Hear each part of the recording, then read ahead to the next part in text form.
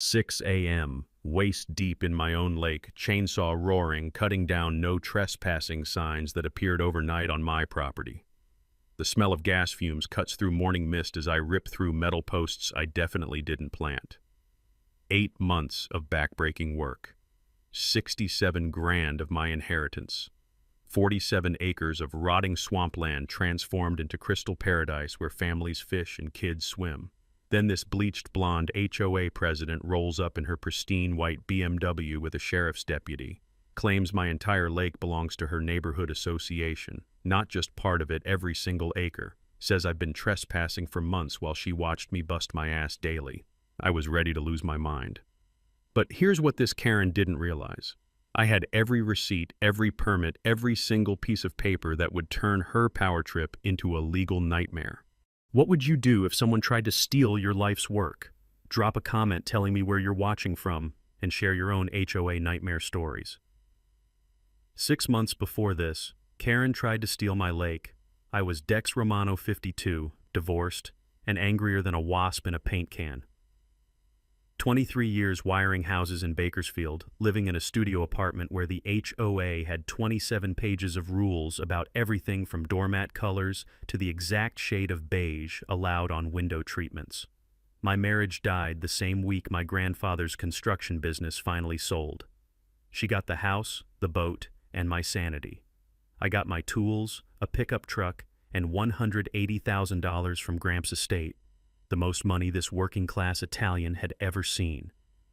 I was scrolling through rural property listings at 2 a.m., fueled by cheap whiskey and spite, when I found it. 47 acres in Shasta County, with what the listing generously called a recreational lake. The photos looked like a crime scene: brown water, thick as chocolate pudding, dead cattails, and a dock that had clearly given up on life sometime during the Bush administration. The smell hit me from 50 yards away during my first visit. Stagnant water mixed with rotting plants and something that might have been a family of skunks. But underneath the disaster, I saw bones of something beautiful. The county auction paperwork mentioned it was a bass fishing hotspot in the 80s before some hermit named Eddie Kowalski let it rot for decades.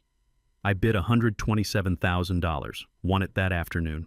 The first 4 months nearly killed me. I rented dredging equipment that sounded like Satan's lawnmower, and worked dawn to dusk pulling decades of muck from the bottom. The diesel fumes and decomposing plants became my personal cologne. My hands looked like raw hamburger from constant moisture, but slowly, miracle of miracles, the water cleared. Here's a knowledge nugget that saved my ass. Moving water stays clean water. I installed solar-powered aerators that prevent algae blooms and create oxygen for fish. One circulation system beats thousands in chemical treatments every time. By month 6, I had 8 feet of crystal clear water. Bass appeared from nowhere. Fish find good water like bloodhounds find bacon. Weekend families started asking if their kids could swim in the shallow, sandy area I'd created. The crunch of gravel under their tires became my favorite sound, proof that people actually wanted to visit something I'd built. Miguel Santos, a fishing guide from town, brought paying clients on weekends. Sarah Chen from the high school started bringing biology students for water quality tests. For the first time since my divorce, I felt like I was building something that mattered instead of just fixing other people's electrical disasters. That's when the devil in designer sunglasses showed up. Brenda Kowalski, 59, bleached blonde helmet hair, and the kind of entitled attitude that makes you understand why people become hermits. She rolled up in her pristine white BMW X5 on a Tuesday morning like she owned the place, clipboard in hand, ready to inspect my life. I was replacing dock planks when her car door slammed. Not closed, slammed, like she was already furious about my existence. She marched across my property line without invitation, designer heels clicking on my gravel like a death march. "Excuse me," she announced, not asked. "I need to verify your permit status for this water management operation." I straightened up, holding my drill like a weapon. "Ma'am, this is private property. You need permits to be here." Her laugh could have stripped paint. "Oh, honey, that's where you're wrong. This entire watershed falls under Shasta Highlands HOA Environmental Oversight. I'm Brenda Kowalski, Association President, and you've been operating without proper authorization." She pulled out a folder thick as a phone book. Official letterhead, legal stamps, the works. My blood turned to ice water as she smiled like a shark that just found a wounded seal. As of today, you're in violation of community lake management protocols. Cease all activities immediately, or face fines starting at $2,500. She dropped a citation on my dock like a gauntlet. This is just the beginning, Mr. Romano. Watching her BMW disappear down my driveway, I realized I wasn't just dealing with a nosy neighbor. This was war. Brenda's first move hit me like a bureaucratic tsunami. Within 48 hours, I had 3 different government agencies crawling over my property like ants on a dropped ice cream cone. Monday morning, Fish and Game Inspector at 7 a.m. with complaints about unauthorized habitat modification. Tuesday, Water Quality Board sending some college kid to lecture me about disrupting protected wetland ecosystems. Wednesday, County Planning rolling up with a clipboard thick enough to stop bullets. Each inspector looked more confused than a tourist asking for directions in downtown Bakersfield. The Fish and Game guy kept scratching his head. "Sir, this is the cleanest lake I've seen in Shasta County. What exactly am I supposed to be citing you for?" But they all sang the same tune anonymous complaints from a concerned citizen at Shasta Highlands claiming I was destroying sensitive habitat. The rumble of diesel trucks became my personal alarm clock, announcing another day of government harassment. Here's what made my blood boil. I was following every damn rule. Dredging permits, water rights documentation, environmental assessments that cost me $4,000.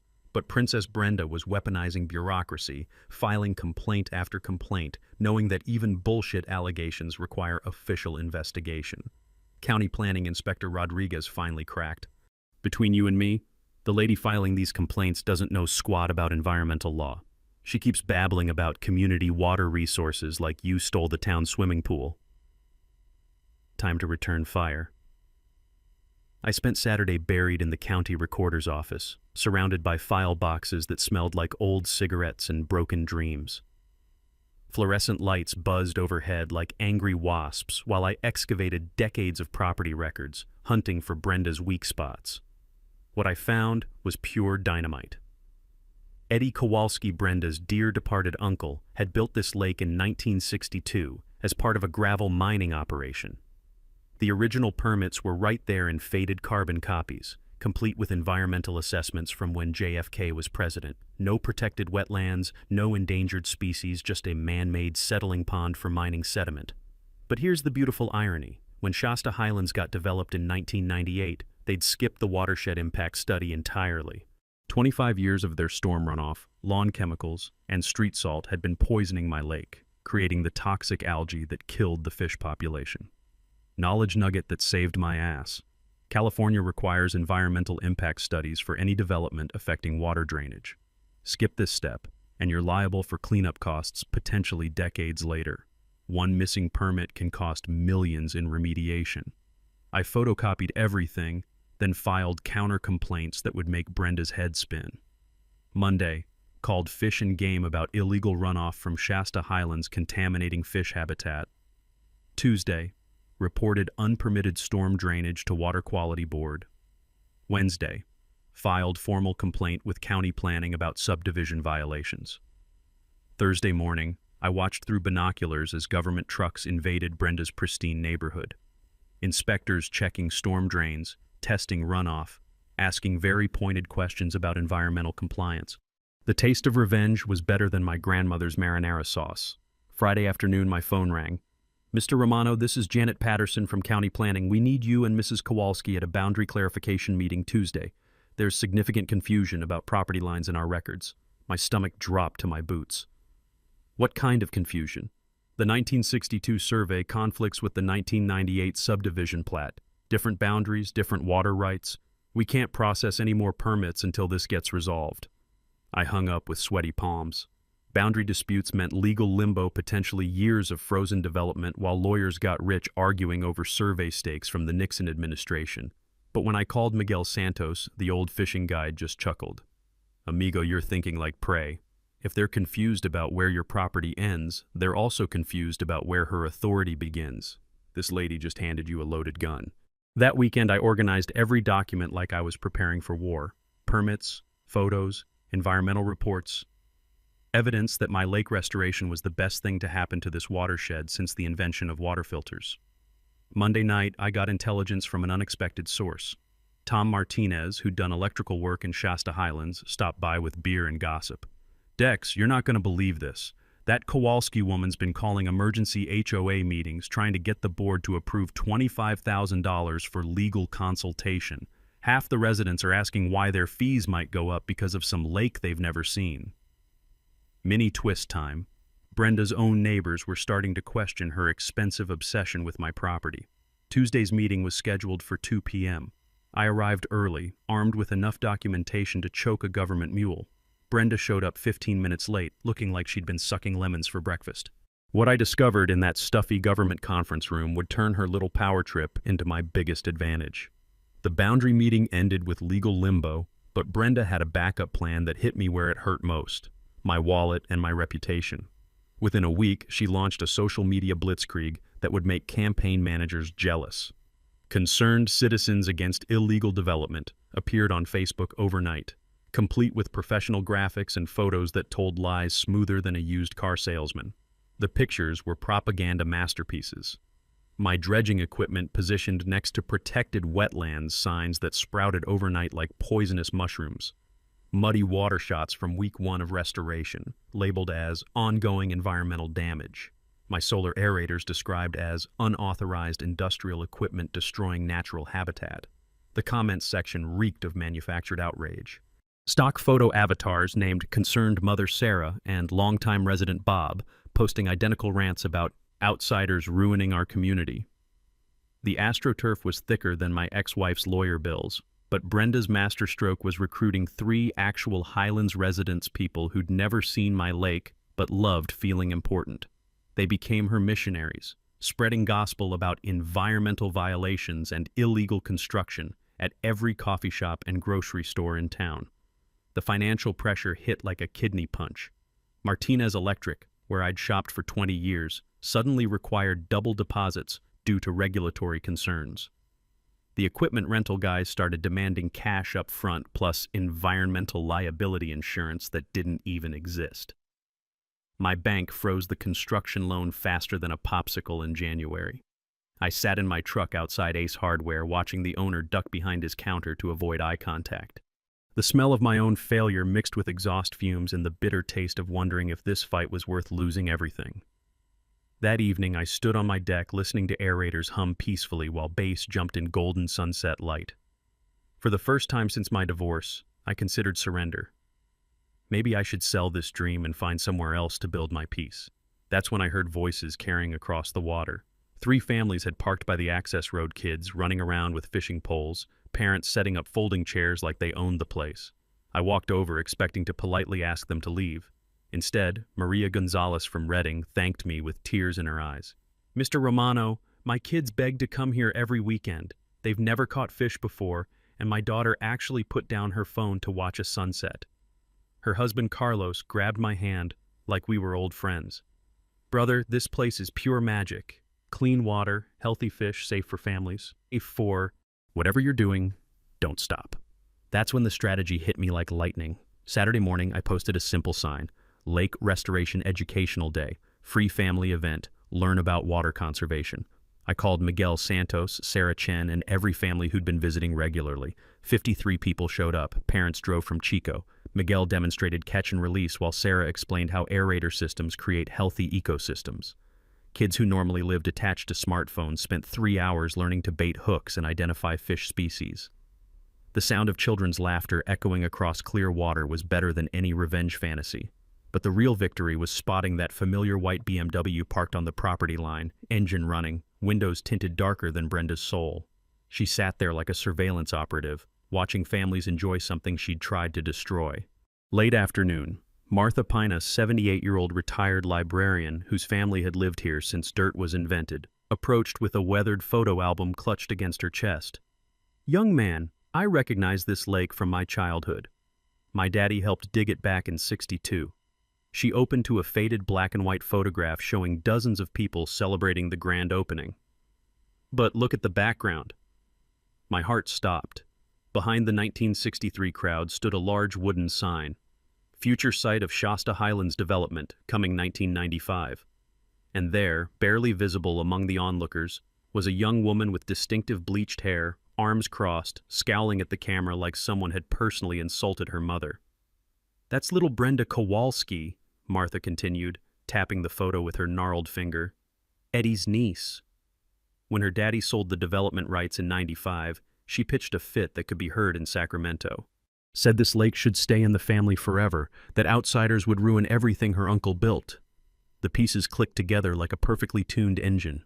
This wasn't about environmental protection or HOA authority. This was a 30-year family grudge, nursed through decades of watching her lake from a distance, waiting for the perfect moment to reclaim what she'd always believed was rightfully hers. Brenda hadn't discovered my property dispute. She'd been planning this takeover since the Clinton administration. Understanding Brenda's 30-year obsession should have prepared me for what came next. It didn't. The certified mail arrived Tuesday morning like a legal grenade in my mailbox. Thick envelope, Sacramento return address, the kind of official correspondence that makes your bowels clench before you even break the seal. Masterson, Craig & Associates was embossed across letterhead thick enough to stop bullets. These weren't small-town lawyers charging by the handshake. This was a white shoe firm that represented half the developers in Northern California, and probably owned the other half. The cease and desist letter read like a declaration of war written in legal hieroglyphics. According to their exhaustive investigation, I was trespassing on designated common area amenities belonging to Shasta Highlands Homeowners Association. They demanded I immediately halt all unauthorized improvements to HOA recreational resources and pay $50,000 in damages for diminished property values and community disruption. $50,000. I read it 3 times while my coffee turned bitter as my prospects, the taste of legal intimidation coating my mouth like medicine nobody wanted to swallow. Here's what made it brilliantly terrifying. They weren't claiming I'd stolen the lake. They were arguing that my restoration work had improved HOA property without permission, making me liable for unauthorized construction costs, like I'd renovated someone else's kitchen and now owed them rent for using better appliances. My lawyer shopping expedition lasted exactly 4 phone calls. The good attorneys either had conflicts of interest or suddenly developed scheduling problems that would last until the next ice age. Peterson from Anderson gave me the brutal truth over crackling phone lines. Dex, Masterson represents 3 major development companies up here. I take your case, I lose half my practice. You understand, I understood perfectly. Brenda had hired legal muscle that made small-town lawyers soil themselves. That night, sitting on my deck listening to the gentle hum of aerators, I seriously considered surrender for the first time. 50 grand would bankrupt me, but fighting might cost twice that with no guarantee of victory. Maybe it was time to cut my losses and find somewhere else to build my peace. By Saturday, I was camping in the county law library, surrounded by books that smelled like judicial defeat and broken dreams. The fluorescent lights buzzed overhead like angry wasps, while I taught myself property law that normally required 3 years and $100,000 in student loans to comprehend. California property law makes quantum physics look like tic-tac-toe, but I discovered something beautiful buried in the civil code. HOA claims to water rights require dual recording county level and state water resources board. Miss either filing, and your claim is legally worthless.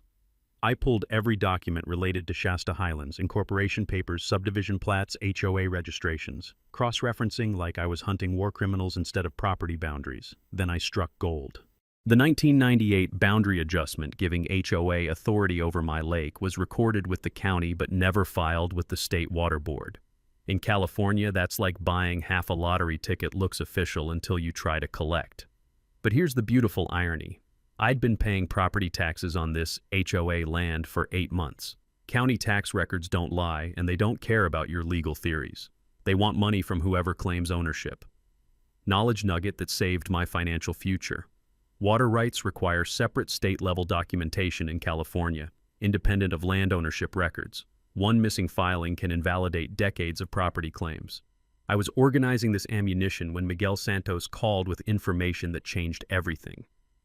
Amigo, you need to meet Harold Brennan. Retired judge, lives in Palo Cedro. Spent 40 years handling property disputes before they forced him into retirement. Guy hates legal bullies more than week-old sushi. Judge Brennan answered his door looking like Hollywood-ordered distinguished magistrate, white beard, sharp eyes behind wire-rimmed glasses, and the kind of calm authority that made you stand straighter without thinking about it. His kitchen table was surrounded by law books that smelled like pipe tobacco and decades of judicial wisdom. He read Masterson's letter while chuckling like someone had told him the world's best lawyer joke. Son, I've watched this firm operate for 20 years. They're masters at intimidating people who can't afford to fight back. But they've made 3 amateur mistakes in this letter that would embarrass a paralegal. He pointed to specific paragraphs with a finger that had signed thousands of court orders. They're claiming damages without proving ownership, demanding payment without establishing jurisdiction, and threatening litigation without proper legal foundation. This isn't legal strategy. It's expensive intimidation wrapped in Latin phrases. The judge leaned back, eyes twinkling with the kind of mischief that comes from 4 decades of watching overconfident lawyers step on legal landmines. Mr. Romano, how would you feel about turning their intimidation into our counterattack? Because I know exactly how to make Masterson, Craig, and Associates regret taking this case. He pulled out a yellow legal pad, already sketching what looked like a battle plan that would make generals proud. Judge Brennan's counterattack started with something I never expected: financial forensics. Son, when someone throws expensive lawyers at a simple property dispute, follow the money. Always follow the money. 3 days later, surrounded by HOA financial statements in the judge's kitchen, we hit pay dirt that made my head spin. Shasta Highlands was broke. Not just tight on cash, absolutely screwed. $340,000 behind on infrastructure bonds, specifically for stormwater management systems they'd promised homeowners but never built. They'd been juggling payments like a carnival act, using resident fee increases and creative accounting to avoid bankruptcy. But the real bombshell was buried in their original development contracts. Legal obligation to provide recreational amenities, including a community lake with an estimated construction cost of $600,000. My coffee mug hit the table hard enough to rattle the windows. Judge Brennan chuckled at my expression. Now you see the game. They never planned to build that lake too expensive, too complicated. But if they can steal your restored lake and call it an existing HOA amenity, they satisfy their legal requirements without spending a penny. The scheme was beautiful in its evil simplicity. Let some sucker buy the property at auction, spend months and thousands improving it, then swoop in with legal claims once the hard work was finished. My $67,000 in restoration costs would solve their $600,000 problem. I found the smoking gun in HOA meeting minutes from 2019. The ink faded, but the intent crystal clear. Board exploring cost-effective amenity solutions. Brenda's handwritten notes in the margins were barely legible. Romano property acquisition target identified. She'd been stalking my property since before I even knew it existed. The timeline clicked together like puzzle pieces soaked in betrayal. County auction listing appears, cash buyer swoops in, months of expensive improvements, then mysterious HOA claims surface. Classic bait and switch, executed with government authority and lawyer intimidation. This is straight-up fraud, I said, feeling anger replace confusion for the first time in weeks. Attempted fraud, the judge corrected, tapping the evidence with his pen, with documentary proof of premeditation. But here's what changes everything. They need your lake more than you need to avoid this fight. He spread financial documents across his table like a poker player revealing a royal flush.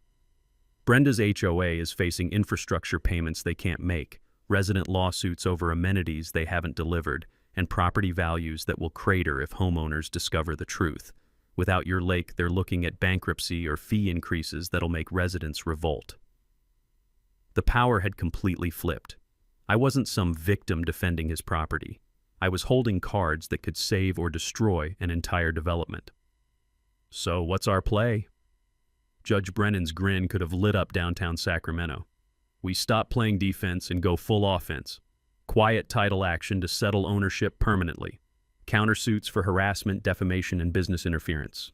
Property tax reimbursement since they claim to own land you've been paying taxes on. But his final suggestion was pure genius.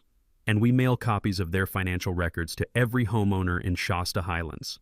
Let them discover why their HOA president is spending their money on lawyers instead of fixing potholes. Nothing destroys a neighborhood dictator faster than their own people learning the truth. The smell of pipe tobacco mixed with the intoxicating scent of turning tables. For the first time since Brenda planted those trespassing signs, I wasn't running scared. I was about to become the nightmare she never saw coming. Judge Brennan's kitchen became our war room, and within a week, it looked like mission control for an operation that happened to involve property law instead of rocket science. The legal strategy session lasted 6 hours and consumed enough coffee to fuel a cross-country trucker. The judge mapped our multi-pronged attack with the precision of a chess master planning checkmate in 12 moves. Primary objective: quiet title action to settle ownership definitively. Secondary targets: harassment, defamation, intentional interference with business. Nuclear option: criminal referral for attempted fraud. He tapped each item on his yellow legal pad like a general briefing special forces. The best defense against bullies is overwhelming offense, and we're about to become very offensive. But righteous anger doesn't win lawsuits, evidence does. We needed allies, documentation, and enough ammunition to bury Masterson, Craig, and Associates under facts they couldn't lawyer around. Martha Pine became our historical weapons specialist. At 78, she had more connections than a telephone switchboard and twice the determination. Her call to the Reading Record Searchlight yielded immediate interest. Reporters love David versus Goliath stories, especially when Goliath wears designer sunglasses and drives a BMW. "Honey, I've been waiting 60 years for someone to knock the Kowalski family down a peg," she said while organizing documents that smelled like decades of careful storage. "That girl's been acting like she owns this county since she learned to walk in high heels." Tom Martinez brought intelligence worth more than gold. The contractor had wired half of Shasta Highlands and overheard enough board meetings to write a book about HOA dysfunction. Decks, they're hemorrhaging money, deferred maintenance for 3 years, roads cracking like broken eggshells, storm drains that couldn't handle a light drizzle. Brenda keeps talking about legal expenses requiring fee increases, but nobody knows she's spending their money trying to steal your lake. Sarah Chen provided scientific artillery that would obliterate environmental claims. Her water quality tests showed my restoration had transformed the entire watershed healthy habitat where toxic death had reigned for decades. Miguel Santos became our economic warfare specialist. His fishing guide connections throughout Northern California documented families driving hours to visit my lake, local businesses seeing weekend revenue jumps, outdoor recreation returning to water that hadn't supported a minnow in 20 years. Brother, you didn't just save a lake. You created jobs, brought families together, and made this whole region better. We're going to make sure every politician and reporter knows it. Technical preparation required NASA-level precision. Professional boundary survey, $3,200 to settle property lines with GPS coordinates and legal descriptions that would survive nuclear war. Independent water quality testing, $1,500 for lab results showing dramatic environmental improvement. Knowledge nugget that became our foundation. Environmental claims require scientific evidence, not legal opinions. Actual data beats expensive theories every time in court. The media strategy developed like a perfectly orchestrated campaign. Martha's newspaper contact specialized in exposing government corruption. Sarah pitched environmental blogs about successful habitat restoration. Local TV showed interest in the human angle. Divorced guy rebuilds life by saving dead lake, gets attacked by neighborhood tyrant. Community support surprised everyone, including this cynical electrician. Anderson Coffee Shop's Save Dex's Lake jar raised $4,300 in 2 weeks. Contractors offered free labor for final improvements. The credit union provided litigation financing with terms so favorable it felt like legalized charity. But our secret weapon emerged from enemy territory, an anonymous Shasta Highlands resident feeding us internal documents. Board meeting recordings, financial spreadsheets, email chains between Brenda and her expensive lawyers. Somebody inside her own kingdom was committing treason. 3 board members are ready to revolt, our deep throat reported through encrypted messages that made us feel like international spies. Legal costs hit $30,000, and residents are asking why swimming pool repairs got postponed while the Queen hired Sacramento lawyers to fight some guy they've never heard of. The smell of victory mixed with Judge Brennan's pipe tobacco as we surveyed our assembled evidence. Survey maps covered his kitchen table like battle plans. Financial documents revealing HOA desperation. Scientific proof of environmental success. Media contacts ready to tell our story. Community support that made this bigger than one man's property dispute. "Look at this," the judge said, gesturing at our wall of documentation like a proud father. "We're not just defending your lake anymore. This is about whether bullies with expensive lawyers can steal what doesn't belong to them." I stood back, amazed at what we'd built in 1 week. A month ago, I was a divorced electrician trying to find peace by a quiet lake. Now I was leading a coalition that included retired judges, environmental scientists, local business owners, and underground resistance fighters from enemy territory. "Judge, we're not just ready for battle," I said, feeling confidence I hadn't experienced since my grandfather taught me to wire a house. "We're about to remind Brenda Kowalski why you should never underestimate people fighting for what's right." Armed with evidence and allies, I thought we'd gained the upper hand. I was wrong. Cornered animals fight dirtiest when they're about to lose everything. The sabotage started small, just weird equipment malfunctions that felt like bad luck until the pattern became impossible to ignore. Monday morning, my main aerator pump seized up, motor burned out despite running perfectly for months. Tuesday, the backup system's electrical connections had somehow corroded overnight, despite being weatherproofed and recently installed. By Wednesday, I was looking at $4,200 in repair costs to maintain water quality that had taken months to achieve. The timing was surgical in its precision. Just as we were preparing for legal warfare, my life support systems were mysteriously failing. "Coincidences like this don't exist," Tom Martinez said, examining the burned-out motor with the kind of suspicion electricians develop after getting shocked too many times. "Somebody with electrical knowledge did this deliberately. These connections were cut, not corroded. I installed security cameras that weekend, hidden among the cattails like electronic deer hunters. Professional-grade equipment with night vision and remote monitoring.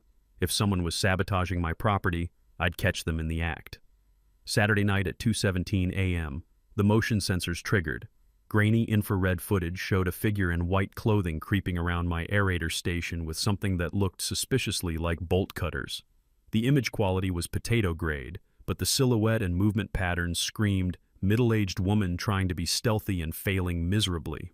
More importantly, security audio picked up the distinctive engine noise of a BMW X5 idling nearby, that particular purr of German engineering mixed with entitled rage that I'd learned to recognize from 50 yards away. Physical evidence sealed the case.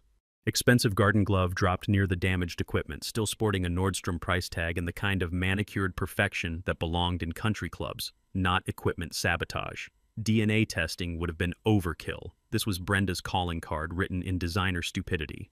But while I was playing detective with security cameras, the real damage was happening behind closed doors. Our anonymous inside source reported growing chaos within Shasta Highlands HOA. "Emergency board meeting last night turned into a screaming match," they messaged through our encrypted channel. Two members demanded Brenda's immediate resignation. Legal costs hit $38,000 and climbing. She's telling people the lake lawsuit is essential for community protection, but nobody believes her anymore. The financial pressure was breaking her coalition from within. Residents who'd supported her environmental crusade suddenly cared more about their own money than abstract property disputes. Nothing destroys neighborhood solidarity faster than unexpected bills and deferred maintenance. Judge Brennan's legal contacts revealed Masterson Firm's billing strategy deliberately inflated hours designed to pressure quick settlement. Their standard operating procedure involved bleeding opponents dry with procedural delays and redundant motions, counting on financial exhaustion to achieve what evidence couldn't. Knowledge nugget that saved my sanity. Expensive lawyers often create more problems than they solve, especially when their billing strategy depends on prolonged conflict rather than actual resolution. But Brenda's desperation manifested in ways that went beyond simple sabotage.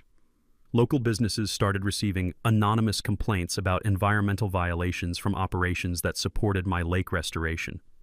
The bait shop where Miguel bought supplies faced sudden inspection visits. Sarah's school district received accusations about inappropriate field trip destinations. The coordinated nature of these attacks revealed professional guidance. Masterson's firm wasn't just providing legal services, they were conducting a comprehensive harassment campaign designed to isolate me from community support. Media escalation became our saving grace. The Reading Record Searchlight ran a front-page story. HOA claims man's lake in property rights battle. Environmental groups rallied around successful restoration projects being threatened by legal technicalities. Social media exploded with #SaveDexLake hashtags and drone footage showing the dramatic transformation from toxic swamp to family paradise. Regional TV picked up the story as human interest gold-divorced electrician creates environmental miracle, gets attacked by neighborhood HOA queen with expensive lawyers.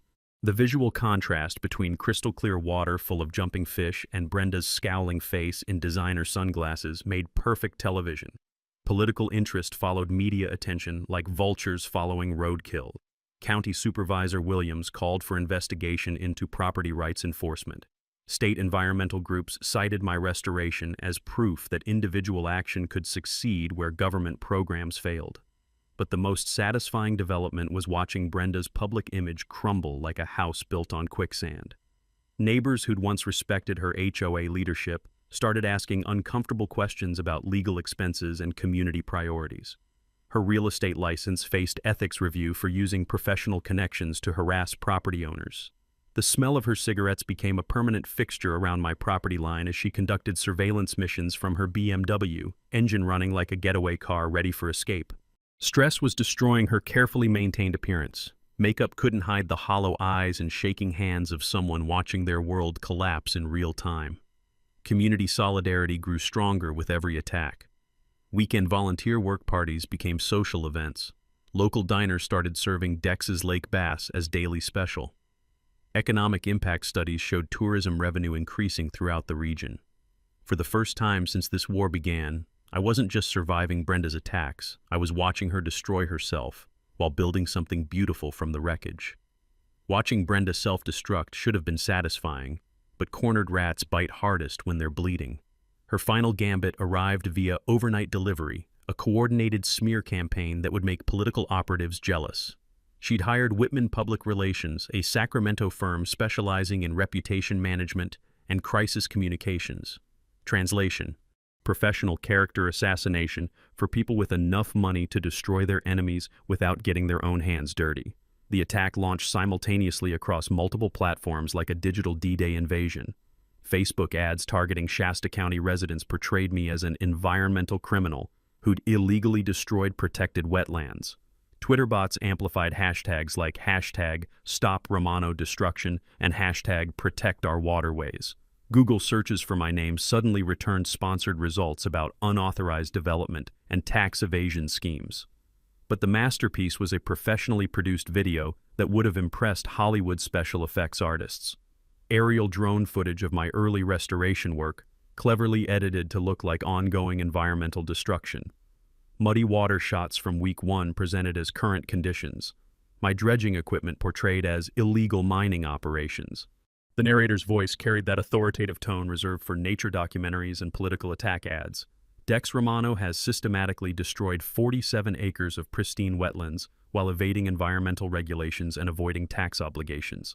Local authorities are investigating this unprecedented ecological disaster.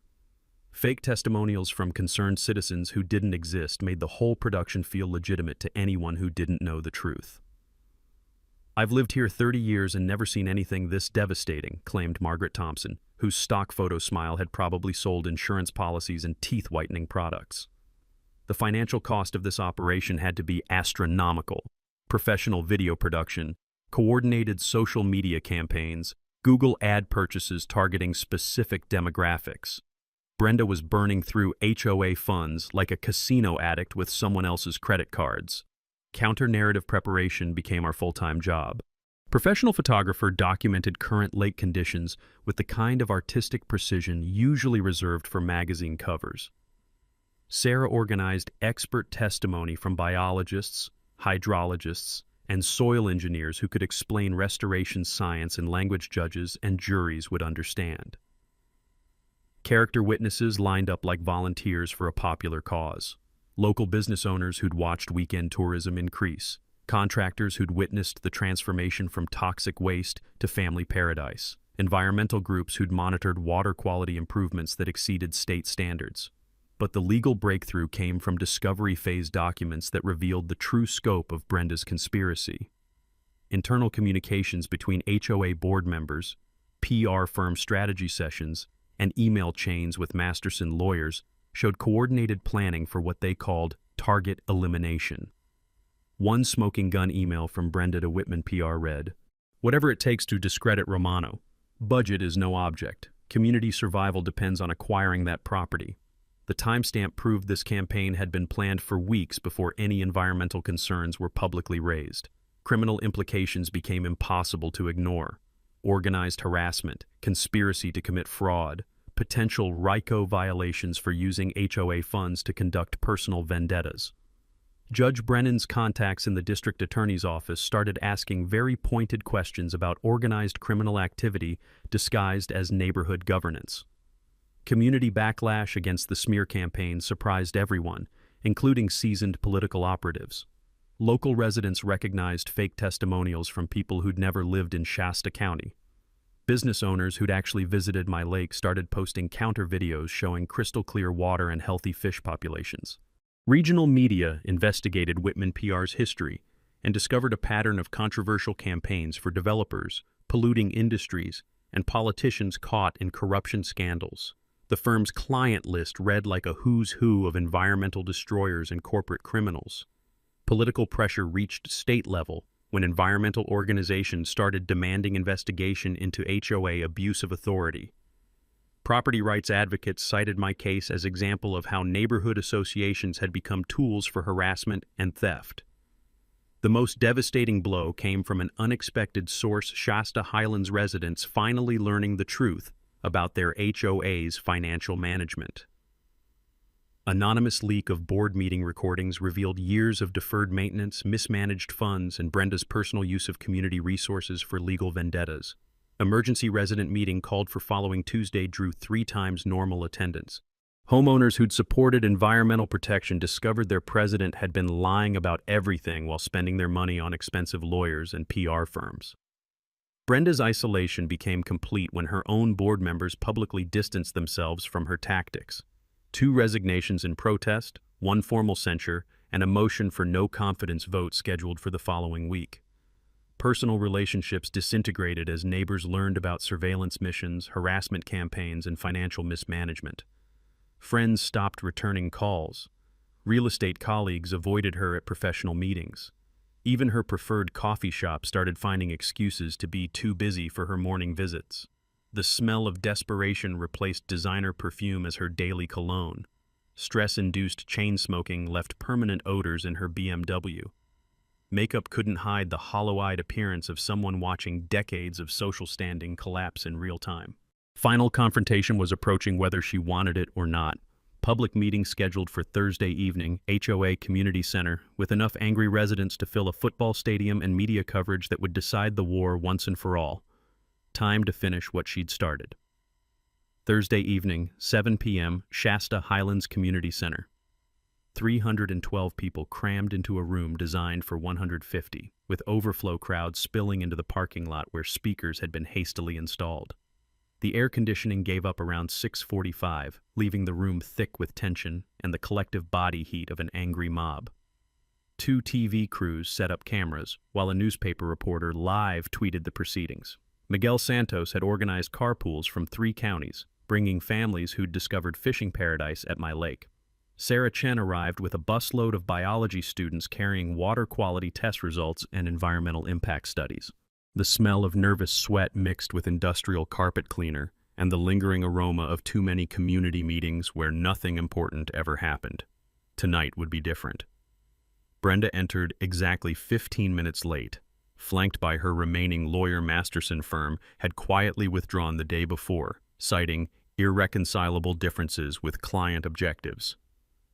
Her replacement looked like he'd graduated law school the previous Tuesday and learned property law from YouTube videos. She'd dressed for battle in a black business suit that probably cost more than most people's monthly rent, but stress had hollowed out her cheeks and turned her signature blonde helmet into something that belonged in a natural disaster documentary. The confident tyrant from 8 months ago had been replaced by a cornered animal wearing designer armor. Her presentation lasted 12 minutes and felt like 12 hours. Charts about community water resources and environmental protection delivered in a voice that cracked twice and went shrill whenever someone in the audience shifted in their seats. Her claims about unauthorized development threatening neighborhood stability sounded ridiculous in a room full of people who'd actually seen my lake restoration. Scattered applause came from exactly 4 people, all Highlands residents who'd probably been threatened with HOA violations if they didn't show support. Judge Brennan took the microphone like a professor addressing freshman students who hadn't done their homework. He methodically destroyed her arguments using evidence so comprehensive that even her lawyer started taking notes. Ladies and gentlemen, we have here documented proof of a conspiracy to commit fraud. He displayed enlarged copies of internal HOA communications on the portable screen Tom Martinez had donated for the evening. Meeting minutes showing premeditated plans to acquire Mr. Romano's property. Financial records proving misuse of community funds. Email evidence of coordinated harassment campaigns. The crowd's murmur turned ugly when financial documents revealed HOA board members had approved $53,000 in legal consultation without resident notification. Swimming pool repairs had been postponed indefinitely, while Brenda hired Sacramento lawyers and professional PR firms to steal someone else's property. But the smoking gun moment came when Judge Brennan displayed Brenda's handwritten notes from 2019. Romano property acquisition target identified. Whatever it takes. The audible gasp from 300 people sounded like air being sucked from the room. Even her remaining supporters looked stunned by the premeditation evidence. Brenda's meltdown was spectacular and complete. "You people don't understand what's at stake here," she screamed into her microphone, causing feedback that made everyone wince. This community was built on certain values, certain standards that outsiders like Romano will never appreciate. The racial undertones weren't subtle. Comments about my foreign-sounding name and how I'd never really fit in with our neighborhood values turned the room's disapproval into active hostility. Even her lawyer looked like he wanted to crawl under the defendant's table. Martha Pine, all 78 years of her, stood up slowly and commanded absolute silence with the authority of someone who'd taught Sunday school for 50 years. "Brenda Kowalski, I watched your uncle build that lake in 1962. I've lived in this county longer than you've been breathing, and I'm here to tell everyone present that this isn't about property values or environmental protection. This is about a spoiled woman throwing a 60-year tantrum because she didn't get something she wanted." The standing ovation lasted 90 seconds and included everyone except Brenda and her uncomfortable lawyer. Sheriff's Deputy Martinez chose that moment to enter with official papers. "Mrs. Kowalski, you're being served with criminal referral documents. The district attorney's office is investigating charges of conspiracy to commit fraud, misuse of public funds, and organized harassment." Civil lawsuit papers followed immediately. "You're also being served with Mr. Romano's countersuit for $50,000 in damages, legal costs, and punitive penalties for frivolous litigation." The room erupted in cheers while Brenda stared at the papers like they were written in hieroglyphics. Local TV reporter stepped forward for the money shot. "Mrs. Kowalski, how do you respond to charges that you've spent community funds pursuing a personal vendetta against Mr. Romano?" Her response was storming toward the exit while shouting threats about not being finished with any of you people. The BMW's engine roared in the parking lot as she fled like a getaway driver escaping a bank robbery. The immediate aftermath was pure celebration. HOA board voted unanimously to remove Brenda as president and drop all claims against my property. Residents approved emergency resolution to reimburse my legal costs and formally apologize for their president's criminal behavior. Judge Brennan's closing statement summed up the evening perfectly. "This is what happens when bullies meet people who refuse to be bullied." 30 days after Brenda's spectacular public meltdown, the legal dust had settled into the sweetest victory I'd ever tasted. Court judgment came down like divine intervention wrapped in official letterhead. My ownership was confirmed permanently, all boundary disputes resolved, and every one of Brenda's claims dismissed with prejudiced legal language meaning, "Don't even think about trying this nonsense again." Financial settlement exceeded my wildest dreams. The HOA paid $38,000 in legal costs and damages, plus another $12,000 for property tax reimbursement dating back to my original purchase. Brenda personally coughed up $15,000 in punitive damages and court costs. Criminal charges hit her like a freight train carrying karma. Guilty plea to harassment and misuse of public funds, 18 months probation, and restitution payments that would keep her broke until the next presidential election. The restraining order meant she couldn't come within 500 yards of my property, not that she'd want to, considering what happened next.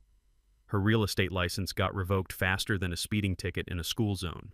Business reputation destroyed, personal bankruptcy filed, and social exile from every respectable circle in Shasta County. The white BMW disappeared, replaced by a dented Honda that looked like it had given up on life. Ultimate irony, She was forced to sell her Highlands house to pay legal debts, moving to a studio apartment complex where she couldn't even be elected to organize a bake sale, much less terrorize property owners. Meanwhile, my lake became the crown jewel of Northern California's outdoor recreation scene. Weekend visitors hit 800 during peak summer months, with families driving from Sacramento, San Francisco, even Oregon to experience water so clean you could see bass swimming 20 feet down. Economic impact studies showed local businesses reporting 60% revenue increases during fishing season. Gas stations, restaurants, bait shops, even the ice cream truck that started making weekend rounds, everyone benefited from what started as one man's peace project. The Romano Lake Environmental Education Center opened 6 months later, funded by donations from visitors who wanted to preserve something beautiful for future generations. Annual scholarship program provides $5,000 for local students studying environmental science, water management, or renewable energy systems. Sarah Chen's biology classes became the most popular field trips in 3 counties. Kids who'd never seen clean water learned about ecosystem restoration, fish habitat management, and how individual action could heal environmental damage that government programs had ignored for decades. Conservation partnership with State Fish and Wildlife turned the lake into an official demonstration site for habitat restoration techniques. My restoration methods were being replicated throughout California, proving that private citizens could accomplish environmental miracles when bureaucracy got out of the way. Public access agreement guaranteed permanent community use with formal trails, fishing piers, and educational signage explaining the restoration process. What started as personal property had become a gift to everyone who valued clean water and healthy fish populations. But the most satisfying transformation was personal. The angry, divorced electrician who'd bought this property for solitude had become an accidental community leader, environmental advocate, and living proof that fighting for what's right sometimes creates something bigger than you ever imagined. Maria Gonzalez's daughter caught her first 5-pound bass on a sunny Saturday morning, squealing with excitement that echoed across water so clear it reflected clouds like a mirror. That moment reminded me why this fight had been worth every sleepless night and legal bill. New relationship with Martha Pine's niece, Rebecca, brought unexpected happiness to someone who'd given up on finding peace with another person. She taught environmental science in Reading, understood the value of clean water, and appreciated men who fought bullies instead of becoming them. Professional expansion into lake restoration consulting kept me busier than I'd ever been as an electrician. Property owners throughout Northern California wanted advice on water management, habitat restoration, and legal protection strategies. Fighting Brenda had accidentally launched a second career doing work that actually mattered. The grand reopening celebration drew over 1,000 people, including state officials, environmental groups, and media coverage that made my story a symbol for property rights victories everywhere. Cutting the ribbon with the same chainsaw from my opening scene felt like perfect bookkeeping for a story that started with trespassing signs and ended with community celebration. As sunset painted the water gold and children's laughter echoed across restored paradise, I realized something profound. Sometimes you don't choose the fight chooses you. And victory creates something more beautiful than you ever dreamed possible. Drop a comment with your own HOA horror story. You're not alone in this fight. Hit that subscribe button if you want to see more David versus Goliath stories where the little guy actually wins. That's all for today's HOA Madness. If watching justice serve itself made your day, smash that like button, share your thoughts down below, and make sure you're subscribed. More outrageous neighborhood showdowns are just around the corner.